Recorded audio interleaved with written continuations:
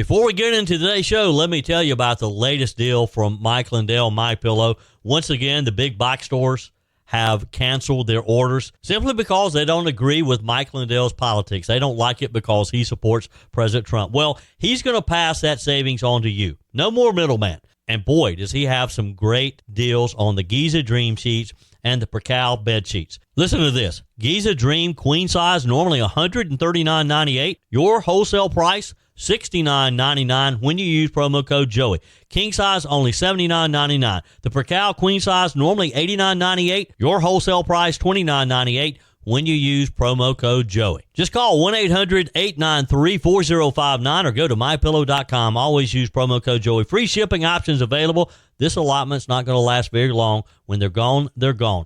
MyPillow.com. Promo code Joey. Thanks for joining me in the PhD Weight Loss and Nutrition Studios. To lose weight for the last time, visit myphdweightloss.com. After 41 long days, the longest government shutdown in U.S. history, the Senate passed a revised stopgap funding bill to reopen the government and get the country moving again. The bill is now headed back over to the U.S. House, where they're expected to approve the changes made by the Senate. We have the latest details on this bad movie out of Washington. By the way, you know things are getting bad for the Democrats when even The View, yes, that left-wing daytime echo chamber, starts turning on their own. And that's exactly what happened this week with Sonny Hostin yesterday, calling for the end of Chuck Schumer's reign as minority leader. Justices on the U.S. Supreme Court slammed the door shut on any hopes of revisiting its landmark 2015 decision legalizing same-sex marriage nationwide. South Carolina GOP Chairman Drew McKissick joins us to talk about the next steps in the reopening of the federal government. And, of course, today is Veterans Day. I told you we'd be back. And ye shall know the truth, and the truth shall make you free. It's Joey Hudson. I wanted to name it the Joey Hudson bill, but, they don't allow you to put names on bills. But I wanted to call it the Joey Hudson bill because I know that one's been near and dear to you for a number of years. That's how it's done. Let your voice be heard. And the truth shall set you free. Here's Joey Hudson. So let's pause to honor the men and women who've worn the uniform of the United States of America, those who stood watch for the rest of us so that we could all live free, we could have freedom of speech, we could have freedom of assembly, we could have all the liberty that we know and enjoy. Veterans Day isn't just another date on the calendar. It's a reminder of the price that's been paid for liberty, a price measured not in dollars but in courage, sacrifice, and the love of our country. Originally known as Armistice Day, this holiday was established to mark the end of World War I, the war to end all wars, but over time, America rightly expanded it to honor all who have served in every generation, in every conflict, in every corner of the globe. So how can we make this day special? Start by saying thank you. Attend a local Veterans Day parade or ceremony. Visit a memorial. Call a veteran you know. Listen to their story. If you can, volunteer with a group that supports veterans or military families, because while one day will never be enough to repay the debt that we owe these heroes, it's a good place to start. On Veterans Day, we don't just remember their service, we recommit ourselves to being a nation worthy of their sacrifice. So buy them a cup of coffee, buy them breakfast, buy them lunch. Just make sure that veterans in your life know that we do appreciate them. Well, it finally happened after 41 long days. The longest government shutdown in history is almost over. And here's what you need to understand. And this is the headline, although the mainstream media is not going to report it like this. Republicans won this fight, period. The Senate passed a bill late last night. Every Republican senator voted for it except Rand Paul. And the 8 Democrats who had broken ranks in order to close debate, to end the filibuster, voted as well. The final vote sent the measure to the House, where Speaker Mike Johnson has called lawmakers back to Washington for a vote within the next 36 hours. Last night we had our 4th district congressional district event. I spoke with Congressman Ralph Norman, who was our guest of honor last night. And what a great time we had. Good crowd, even though it was the coldest day of the year. A lot of people showed up at the what I remember as the Armory in downtown Greer.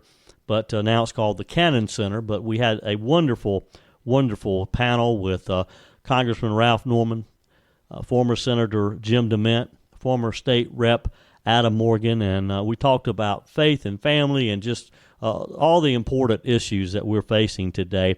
And Representative Norman said he's heading back to Washington this morning and believes that the U.S. House will vote to approve the changes made by the Senate. So it's not done yet, but it's pretty close, that's for sure. I mean, after a month and a half of gridlock, a lot of political theater, economic pain for literally millions of Americans, we're seeing movement, I think. And make no mistake, this deal, again, let me repeat myself, is a Republican victory. So what does it actually involve? What's in this package? This stopgap measure funds the government through January 30th of 2026. That's an extension to basic operations, a temporary fix, but one that gives Congress breathing room to hammer out the remaining full-year appropriations bill. Now, it's not just a keep-the-lights-on deal. It includes full-year funding for veterans' medical care, which is appropriate that we're honoring veterans at this time. It includes funding for military construction, legislative branch operations. It also secures funding for the 42 million Americans who rely on the Supplemental Nutrition Assistance Program, the SNAP program, along with women and children who depend on WIC benefits. Republicans also won several key national security provisions, funding for the FDA to crack down on Chinese-made e-cigarettes, a ban on U.S. Capitol Police purchasing drones from Chinese tech giants like Huawei and ZTE, and nearly $20 billion for 300 military construction projects, including critical upgrades to our bases and infrastructure around the world. That's a strong pro-America package, and it happened because Republicans stood firm. Now, remember, Democrats had filibustered this thing for 40 days. They shut down the government because they wanted one thing, an extension of Obamacare subsidies that expire at the end of this year. They fought, they fought for this because they thought that if they held out long enough, that Republicans would fold, that President Trump would fold. Well, they didn't. Senate Majority Leader John Thune held his caucus together. One by one, moderate Democrats started to decay. First, it was John Fetterman, then Catherine Cortez Masto, then Jeanne Shaheen, Maggie Hassan, Tim Kaine, Jackie Rosen, and finally Dick Durbin, the number 2 Democrat in the Senate, said time is up. Even Angus King, the independent from Maine, who usually votes with Democrats, said the quiet part out loud. Standing up to Trump did not work. And he's right. The Democrats miscalculated badly on this one. They thought that they could make this a political winner, but Americans saw what was really happening, that the GOP was trying to restore fiscal sanity, and the Democrats were holding the nation hostage over these subsidies. So what did the Democrats actually win after the longest shutdown in history? Well, to be honest, practically nothing. The big victory is a promise. It's just a promise from Senator Thune to hold a vote sometime before the end of the year on extending those Obamacare tax credits, the ACA tax credits. That's it. No guaranteed outcome, no deal in the House, and no commitment from President Trump to sign anything. Speaker Mike Johnson has already said he's making no promises to even bring that measure up for a vote in the U.S. House. That's what 40 days of shutdown got them, a political black eye and a polite we'll see. That all this pain, all of this chaos, particularly in the travel industry with the airlines, for virtually nothing. And you can feel the fallout already. Senate Minority Leader Chuck Schumer, the architect of this disastrous standoff, is taking the heat from every corner of his party. A little bit later in the show, I'm going to share with you what Sonny Hostin over at The View had to say. I mean, she's basically calling for Schumer's resignation, saying that his days are over. Stick around. I got that full story for you. Even liberal pundits are calling this a complete collapse of Democrat leadership. They went into the shutdown thinking that they could paint Republicans as cruel and uncompassionate, but it backfired. They ended up looking like the ones who were willing to let airports grind to a halt, families lose benefits, and federal workers go unpaid just to preserve Obamacare handouts. The American people saw right through this, and they wanted no part of it. President Trump, for his part, handled this masterfully. He stayed on message. No funding for illegal immigrants through Medicaid, no bloated subsidies that drive up premiums for everyone else. And last night he made a major announcement that he'll abide by the bill's provision to rehire federal workers who were terminated during the shutdown. That includes air traffic controllers and critical personnel who kept this country running under some pretty horrible conditions. He's showing leadership, standing up and standing firm on principle, but compassionate enough to make things right for the men and women who serve you and me, who serve the public. And that's what being a leader looks like. That's what good governance looks like. And let's not overlook another major win that's buried in the bill, over $4 billion for rural America infrastructure, housing, and small business development. This is big for communities, things that Washington usually forgets but are included in this bill. Let's be honest, those summer vacations and backyard barbecues added some extra pounds, right? But instead of feeling guilty or falling further behind, it's time to reset, drop the weight, and get back in control. The solution isn't a shot. Real lasting weight loss starts with your mind, not your mouth. At PhD Weight Loss, Dr. Ashley Lucas and her team help you uncover the real reasons behind your weight gain so that you can reprogram the way you think about food forever. PhD clients lose up to a third of their body weight without ever taking a drug. I know because I lost 33 pounds with PhD Weight Loss. Through real food, behavioral coaching, and proven science, your body can become a natural fat-burning machine. Why risk spending thousands on shots that strip away muscle, come with dangerous side effects, and leave most people regaining 60% of the weight within a year? With PhD, you'll activate your body's natural appetite control, burn fat safely, and stay in control. Even if you're already on Ozempic, PhD can help you transition off while still losing weight. Take the first step today. Call 864-644-1900 or visit myphdweightloss.com. Well, folks, the U.S. Supreme Court just slammed the door shut on any hopes of revisiting its landmark 2015 decision legalizing same-sex marriage nationwide. Here's the story. Yesterday, the justices declined to take up the case of Kim Davis. Now, you might remember Ms. Davis. She was the former Kentucky County Clerk who made national headlines when she refused to issue marriage licenses to same-sex couples after the Obergefell versus Hodges ruling. Davis said that she was standing on her religious beliefs, and she ended up in jail for contempt of court. Her legal team asked the justices to take a fresh look at the 5-4 decision that changed the definition of marriage across all 50 states. Not only were they asking for a First Amendment ruling on religious freedom, they wanted the court to overturn Obergefell altogether. But the court didn't bite. No explanation, no dissents, just a silent no thanks. We think we're okay where we are, is basically what the court said. Which means that decision, nearly a decade ago, still stands, and same-sex marriage remains the law of the land. Now, to be fair, there's been buzz on the right for years that Obergefell, especially after the court overturned Roe v. Wade in 2022, Justice Clarence Thomas even floated the idea that they should reconsider it. But getting the court to actually revisit that case was always going to be an uphill battle. You need at least 4 justices to agree just to hear the case, and in this case, no takers at all, 0. Ms. Davis's team argued that she, of all people, deserved a hearing. The first person jailed post the decision for trying to live out her faith in her role as a public official. They said this was a moment for a course correction, but the Supreme Court just simply was not interested. So what does this tell us? It tells us the conservative majority on the court, the same one that struck down Roe v. Wade, isn't in a rush to unravel this ruling, at least for now. They may that may frustrate religious liberty advocates who believe the government's current posture forces people of faith to violate their convictions in the name of social progress. And make no mistake, the culture war isn't going anywhere.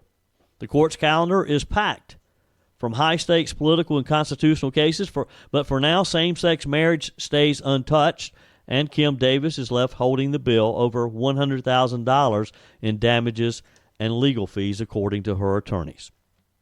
This will be something that I'm sure we'll hear from down the road eventually, even more. Folks, you know things are getting kind of bad as it looks like the government is going to reopen. Looks like things are going to be settled. It's just going to take a little time. It's not like flipping a switch and the light comes on or the federal government reopens. But things are getting bad for Democrats when even The View, yes, the left-wing daytime echo chamber for the left, starts turning on their own, and that's exactly what happened this week. Sonny Hostin, one of the most reliably liberal voices on that panel, absolutely unloaded on Senate Minority Leader Chuck Schumer and the Democrat Party after 8 of their senators crossed the aisle to vote with Republicans to fund the government and finally end this shutdown. So let me say this again. The left's own daytime talk show squad, the same crew that spends half their airtime calling conservatives extremists, is now eating their own leadership alive. And if you watched that segment, you saw raw frustration spilling out on national television. Sonny Hostin didn't hold back. She said, and I quote, "I think Chuck Schumer, his days are over," end quote. She accused him of caving, surrendering, and selling out the Democrat base. She even went as far as to say that she has no faith the Republican Party will ever negotiate in good faith, but still blames Democrats for believing that the GOP would. Clear. The Republicans run the House, the Republicans run the Senate, the Republicans run the White House, the Republicans run the Supreme Court, as far as I'm concerned. This was a choice by Republicans to cut SNAP benefits. This was a choice by Republicans to cut ACA subsidies. This was a choice by the Republicans to gut the federal government and federal employment. Democrats had nothing to do with it. I want an opposition party. I think the Democrats caved. I think the Democrats let down the American people. And like you, Whoopi, I have absolutely no faith that the Republican Party will come to the negotiating table in good faith. You do something like this, shame on you the first time. You do it twice, 3 times, 4 times, shame on me. Shame on the Democrats for even believing that the Republicans will, even vote on it. There's no guarantee in this New Deal that there's going to be a vote. There's no even commitment to have a vote. So the bottom line is the Democrats went into this after a blue wave out of the American people saying we do want the opposition. We the working people want the Democratic Party to fight for them. And now they just caved and surrendered. I think Chuck Schumer, his days are over. If he cannot keep his caucus together, he needs to go. He needs to be replaced. Shame on you first. You do it twice, 3 times, 4 times, shame on me. Well, shame on you, Sonny Hostin. Now, that's the kind of line you'd expect from Rush Limbaugh dissecting the Democrat playbook, not from a host on The View. But here's the key takeaway, folks. When the left starts fighting among themselves, reality has hit them squarely in the face. Democrats lost control of the narrative on this shutdown. They wanted to hold the government hostage over Obamacare subsidies and Medicaid spending, and they were playing a game of chicken. Except they just didn't have enough of the Democrats who were crazy enough to ignore the American people and the pain that they were causing. And when public opinion started turning against them, that unity fell apart, and some of the Democrat senators, their common sense came back into play, and they realized we are hurting the very people we're supposed to be serving. And that's how you ended up with the 8 senators who broke rank. 8 of them. That includes some of their supposed rising stars, John Fetterman, Tim Kaine, Catherine Cortez Masto, Jeanne Shaheen, Maggie Hassan, Jackie Rosen, Dick Durbin, and the independent Angus King, who caucuses with the Democrats. These are not conservative Democrats. These are blue state establishment Democrats, and when even they say enough is enough, it tells you that the shutdown had become political suicide. But Hostin wasn't attacking Republicans. She was attacking her own side because she knows how bad it looks. Democrats had promised to be the party of working people. Yet the longer this shutdown dragged on, the more it was against the working people, not Washington insiders who were feeling the pain. Everybody was feeling the pain. Airports were in chaos. SNAP payments were delayed. Federal workers were missing paychecks. Americans were just fed up with these kids arguing over the toys in their sandbox. That's why moderate Democrats folded. They could see that President Trump and congressional Republicans were winning the narrative, winning the argument, that this wasn't about cruelty, it was about competence. It wasn't about cutting health care, it was about cutting waste out of the government and trying to get a handle on government spending. They even recognized that. Now, you could feel the tension on that stage. Alyssa Farah Griffin and Sarah Haynes, two of the more centrist voices on The View, actually praised the end of the shutdown. They called it a welcome decision. Sonny Hostin was having none of that. She accused Schumer of caving, just like she did back in March when he agreed to do a short-term spending deal. She told him to his face, I think you caved. You didn't show the fight this party needs right now. But who in their right mind can argue that ending this shutdown is the right thing to do? I don't care which party side you're on. I don't care if you're conservative, if you're liberal, if you're far left woke, if you're independent. You got to know that this was hurting the American people, and you had to call it to an end. That's the problem with today's Democrat Party. It's being torn apart between the radical activist left, and they don't care about people. AOC, Bernie Sanders, the squad, they don't care what damage they bring on the American people. They just want to be right. They want to appear to be winning the argument at all costs. It doesn't matter what or who is saying what. They just want to be heard. The louder they are, the more effective they feel like they are. You and I know that's not right. Now, what about Chuck Schumer? He's caught in the middle. He's got a foot in both camps, trying to appease the left while pretending to govern responsibly. That's why even his own allies are starting to lose patience. You could hear it in Hostin's tone. His days are over, she said. That's a warning shot from the left flank. If Schumer can't hold his caucus together, if he can't stand up to Trump and the Republicans in their eyes, they'll look for someone who will, someone even further left, someone even more radical than Chuck Schumer. Because they just don't understand the damage that was being done. They think that you got to beat those bad old Republicans at all costs. Well, the cost was simply destroying our country, destroying the life that we know. And that's, I guess they just don't care. That's why they keep voting and approving these excessive spending bills and keeps driving up our debt.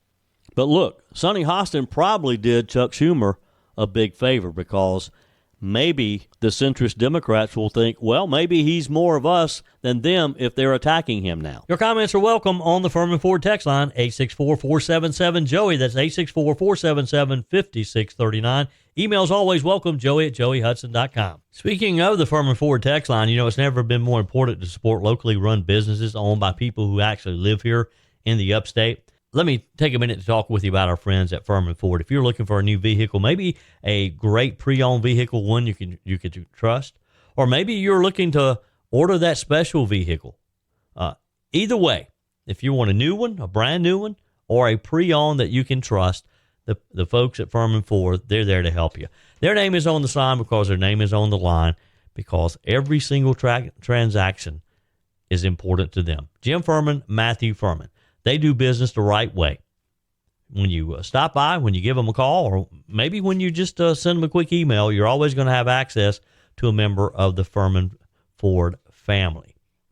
And by the way, they also offer great service, and you're not going to have to wait weeks and weeks to get it done. And you do not have had to purchase your vehicle at Firmin Ford. Doesn't even have to be a Ford. They service all makes and models. Visit my friends at Firmin Ford online at firminford.com, firminford.com. On this Veterans Day, I thought it appropriate to share this story that caught my attention. Sometimes it's not the explosions on a battlefield that can leave the deepest scars. Sometimes it's just a quiet moment, possibly in an airplane, thousands of miles from war, when a man who's given everything for his country is told he's not able enough. That's the story. That's what happened to Matthias Ferreira. He's a Marine, a husband, a father, and a man who lost both legs serving in Afghanistan, but never lost his will to stand tall. Now, Matthias isn't one to tell a woe is me story. Not this guy.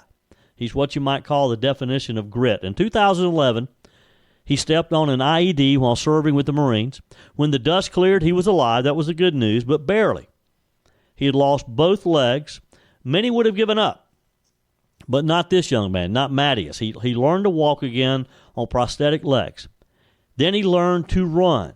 Then he decided he wasn't done serving, so he became a police officer on Long Island, New York, one of the first double amputees to serve as an officer in the nation. For the past 10 years, Officer Ferreira has been patrolling the streets, protecting his neighbors, coaching his kids' sports teams, and living the kind of all-American life that makes you proud to be from this country. But on May the 17th of this year, Mattias boarded a Delta Airlines flight at JFK Airport. And that's when this Marine faced a different kind of battle. Here's the story. He was heading to Atlanta to surprise his goddaughter. He took his usual seat, an aisle seat in the exit row, which, by the way, is my favorite seat as well. I love to sit in the exit row. You get extra leg room. In his case, he was able to stretch out, and he always preferred that. If you've ever sat there, you know it's got all that extra leg room, which for Mattias, with his prosthetics, makes a world of difference. He wore shorts that day, so yes, his prosthetic legs were very visible. As the flight crew did their pre-takeoff checks, one of the attendants approached the row. You know the drill. They ask if everyone sitting there is willing and able to assist in an emergency. Mattias looked up, nodded. Yes, ma'am, absolutely. But instead of moving on, she hesitated. She glanced down at his legs and said, Sir, I'm sorry, but you're going to have to move. Now, Mattias was confused. Ma'am, he said, I'm a Marine. I'm a police officer. I've been in this seat plenty of times before. I'm fully capable. And, of course, the other times, he had on long pants and they couldn't see his prosthetics. But the attendant said it was policy. She spoke with the pilot. The pilot agreed. They pointed to FAA regulations, said he lacked the mobility to open that exit door in an emergency. Now, I wish you could see this guy. I wish you could see photos, and let me encourage you to look him up online and see for yourself. I would much rather to see Mattias sitting there in the exit row seat knowing that he could open those doors and get people out than some of the other people I see sitting in the exit row at times. He didn't argue. Marines don't make scenes. He just gathered his things and moved on. But as he sat there, somewhere behind that exit row, something inside him hurt. And it wasn't the kind of pain that you fix with a prosthetic, according to the story in the New York Post. He told the New York Post later, I felt like a liability, not like a Marine, not like a cop, not like a dad or a husband, just a problem, he said. That's a tough thing to hear from a man who's risked everything for his country, isn't it? And proven time and again that ability is more than what you see on the outside.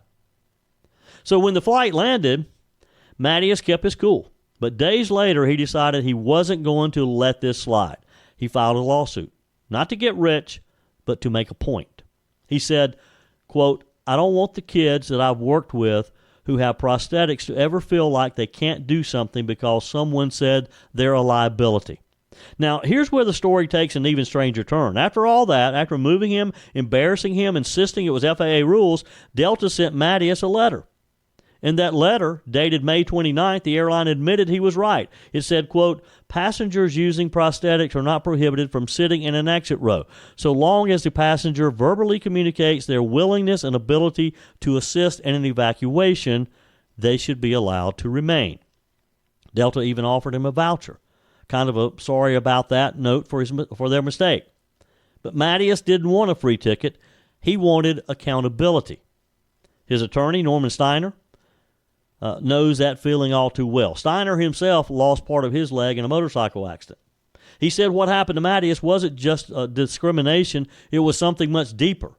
He called it a spiritual amputation. He said there's no prosthetic that can give you back your sense of self or your sense of purpose. Now, here's a man who's walked on titanium legs through pain, rehab, and sacrifice, and yet the thing that wounded him most was being told he's not strong enough to sit in a certain row on an airplane. Mattias says what happened that day stripped away everything he had worked for, the confidence, the pride, the identity that he had rebuilt. And maybe that's the real lesson in the story. about how we see one another. We talk a lot about diversity and inclusion in America these days. The left loves it. But maybe what we really need is more respect. Respect for one another. Respect for those who fought and bled to protect the freedom that lets us board that airplane in the first place, to be able to travel freely throughout the world. Respect for the idea that able isn't just a word in a policy manual. It's about courage. It's about competence. It's about an individual's character. Matias Ferreira's story reminds us that strength doesn't always come from the legs that carry you. Sometimes it comes from the heart that drives you. And folks, this should have never happened. Again, if you can see this young man, he is a strong individual. And again, he had sat in that seat many times. He just had on long pants. They didn't realize it. His story reminds us that there are a lot of good people out there who may have some type of disability, but have not let that stop them from living life and contributing, doing things. I mean, he's a cop. He's a police officer. He protects his community. And just for good measure, when Matias flew home, he looked at the safety pamphlet in the seat pocket in front of him. There in black and white was an illustration of a man with a prosthetic leg sitting in an exit row helping passengers in an emergency. Can you believe that? He smiled because, as he told reporters later, God forbid a plane goes down. You'd want someone like me in that exit row, someone who's used to the chaos. And he's right. Someone who has fought, someone who would not be scared of taking action in an emergency like that.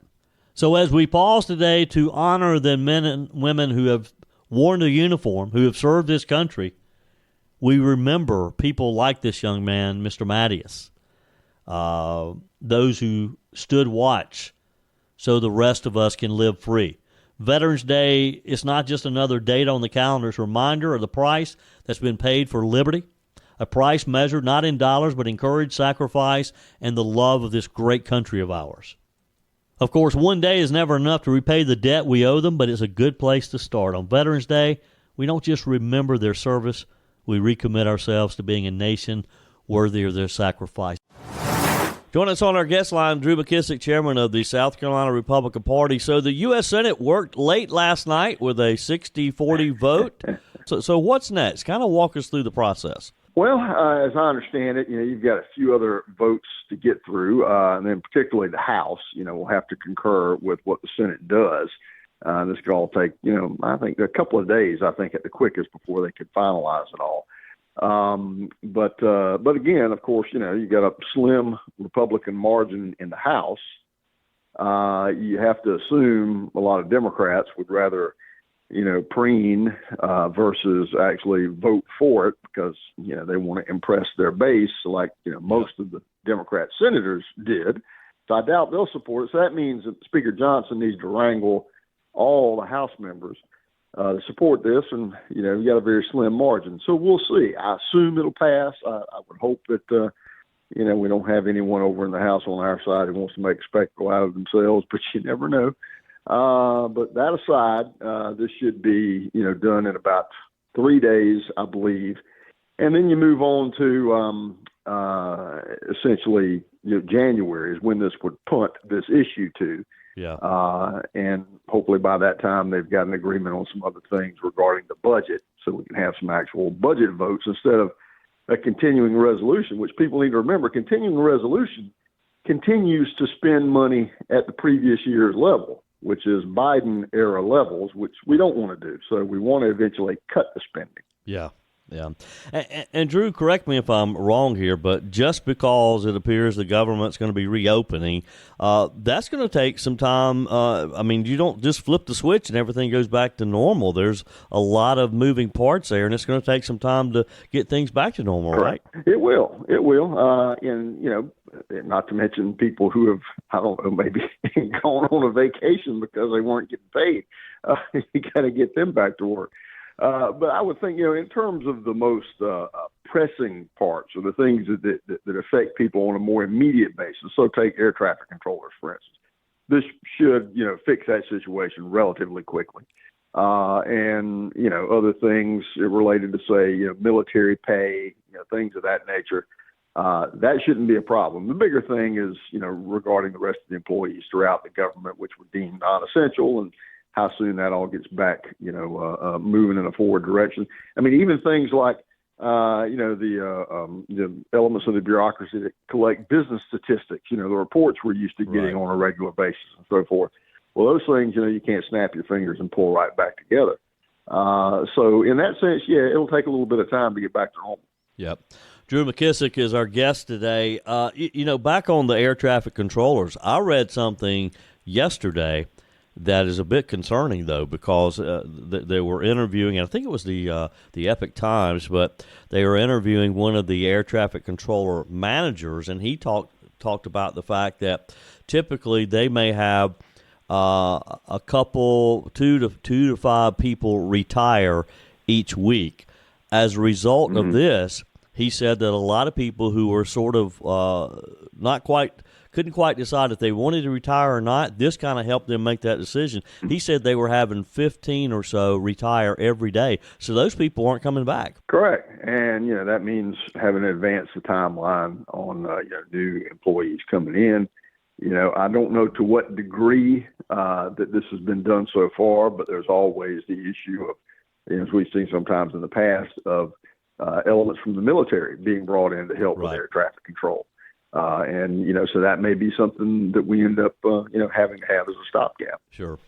Well, the bottom line is, obviously this was the longest shutdown we have ever witnessed.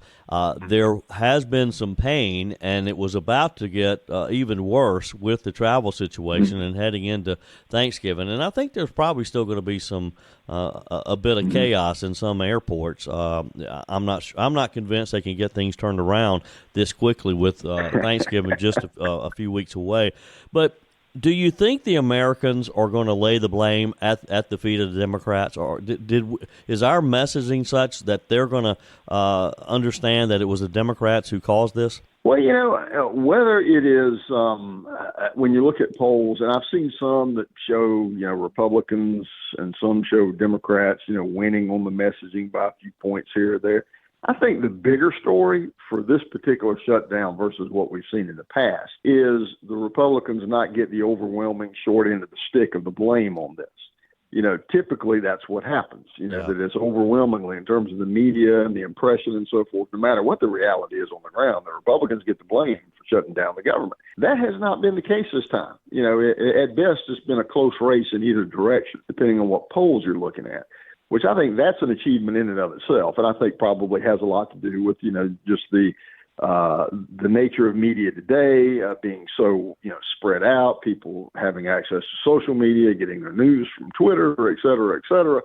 It makes things a little more, I guess, for lack of a better way to put it, more competitive for Republicans in terms of, trying to message something like this. That's probably the bigger story here. Chairman of the South Carolina Republican Party, Drew McKissick, with me today. So let's go back to last Tuesday. There's been a lot of discussion about the fact that we lost some races that I'm not so sure we really had a chance of winning anyway, but the media has staged it that way. Was last week any indication that we could have some issues in 2026? Well, first off, the thing we need to look at about 2026 is, looking back in time, say, to the 18 election, in terms of looking for similarities here. So, in 18, that was the first midterm after Trump first came into office. And typically, the party that's in the White House has more headwinds going into a midterm election.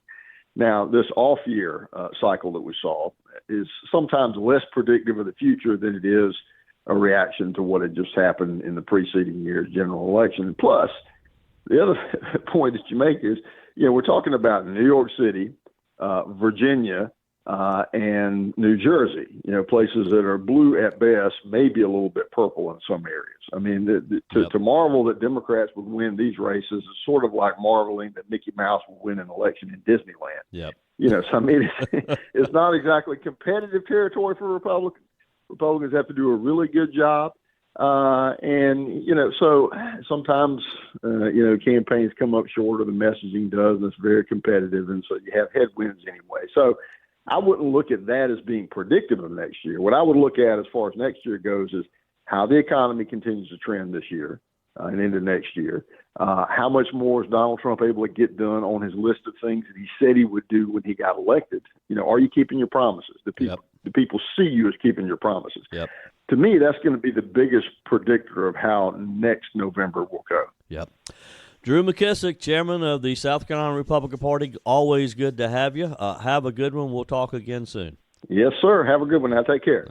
That's it for today's edition of Just the Truth. Thanks for joining me in the PhD Weight Loss Studios. To lose weight for the last time, visit myphdweightloss.com. If you haven't joined my mailing list yet, visit my website, joeyhudson.com. Click on the Connect with Joey button so that you can receive our emails and the most up-to-date news. Also, join me on my YouTube channel. Be sure and like, comment, and subscribe. Just search for Joey Hudson. As always, thanks for spending a few minutes of your day with me. Do me a favor and forward this episode to a few friends. Just click on the share button and send to your contacts. We need to build an army of conservatives to win our country back, and we can do that by continuing to share the truth with our friends and family. Keep those comments coming via the Firmin Ford text line 864-477-JOEY. Email to joey@joeyhudson.com, and I love your messages on the MyPillow message line. Again, that's 864-477-JOEY, 864-477-5639. Be sure and take advantage of the MyPillow special, just $14.88 on the standard MyPillows when you use promo code Joey. Order online at mypillow.com or call 800-893-4053. We're back again tomorrow and hope you'll plan to join us. Until then, remember, God's got this.